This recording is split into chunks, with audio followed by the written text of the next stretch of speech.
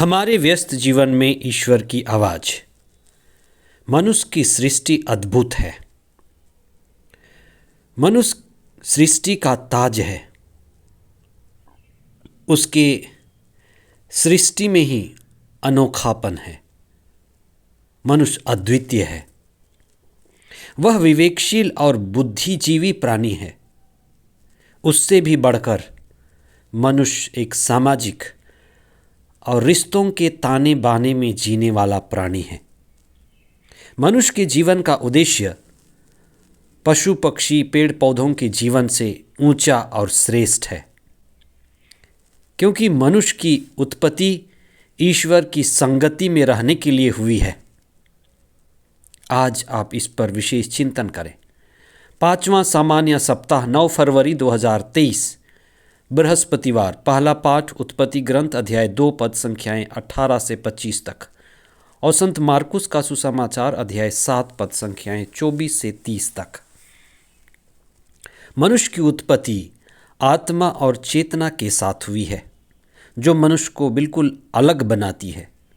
मनुष्य में आत्मा और चेतना का बोध है, जो मनुष्य को सामाजिक प्राणी बनाता है। अतः मनुष्य आत्मा की खोज करता है, आत्मा की ओर बढ़ता है। आत्मा की ओर बढ़ना ही धर्म की शुरुआत है। इसलिए मनुष्य धर्म का पालन करता है, जिसे वह सत्य को खोजता है, आत्मा को खोजता है, चेतना में स्थिर होता है। ईश्वर ने चाहा कि मनुष्य को चेतना युक्त सहयोगी मिले।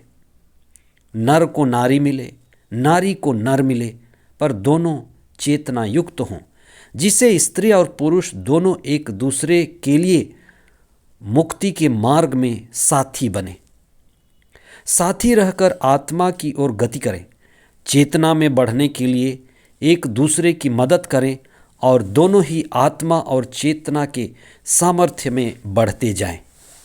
इसलिए पति पत्नी का आपस में मिलना केवल शारीरिक मिलना जुलना और सामाजिक नहीं है, लेकिन उससे भी ज़्यादा चेतना और मुक्ति में सहयोगी बनना है।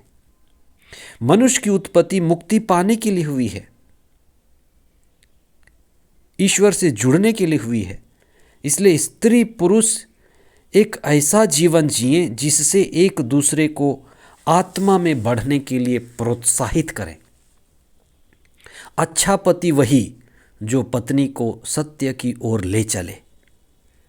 अच्छी पत्नी वही जो अपने पति को ईश्वर की ओर बढ़ने में सहायता प्रदान करे। ईश्वर का यही दोनों के लिए योजना है। दोनों के साथ साथ होने का उद्देश्य साथ साथ जीवन जीकर ईश्वर को प्राप्त करना और नए जीवन में, अनंत जीवन में प्रवेश करना है। आज के सुसमाचार में ईसा गैर यहूदी प्रांत में रहकर मुक्ति की शिक्षा दे रहे थे। एक गैर यहूदी नारी की बेटी भूतग्रस्त थी, उसमें अपदूत लगा था। वह अपनी बेटी की चंगाई के लिए ईसा से लंबे समय से विनम्र प्रार्थना करती रही और ईसा से उसने कहा कि ईसा उसकी बेटी में लगे अपदूत को निकालकर चंगाई प्रदान करें। ईसा का जवाब बड़ा आश्चर्यचकित करने वाला, चौंकाने वाला था। गैर यहूदियों को कुत्ते का पिल्ला कहना बड़ा चौंकाने वाली बात है।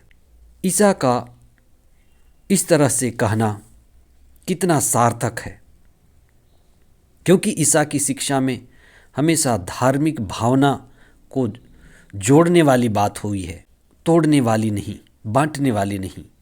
लेकिन जो यहूदियों या गैर यहूदियों के बीच जो फासला रहा होगा, उस फैसले को इस